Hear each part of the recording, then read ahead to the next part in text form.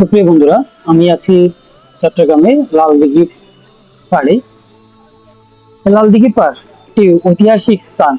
British বিরোধী আন্দোলন ও বাংলাদেশের স্বাধীনতা যুদ্ধের মতো গুরুত্বপূর্ণ অনেক ঘটনার সাক্ষী এই লাল দিঘির পাহাড়। এই লালদিঘির পাড়টি চট্টগ্রামের এক নামে সুপরিচিত। লালদিঘির পাড় মানেই রাজনৈতিক ইতিহাস এবং ঐতিহ্য।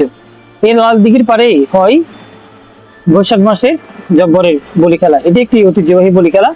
প্রতি বছর বৈশাখে এই মেলাটি হয়ে থাকে এবং 1800 শতাব্দীর শেষ ভাগে ইস্ট ইন্ডিয়া কোম্পানি যখন চট্টগ্রাম দখল করেন, তখন অনেক সরকারি প্রতিষ্ঠান এবং কারখানারি গড়ে ওঠে এই লালদিঘির পাড় ঘিরে।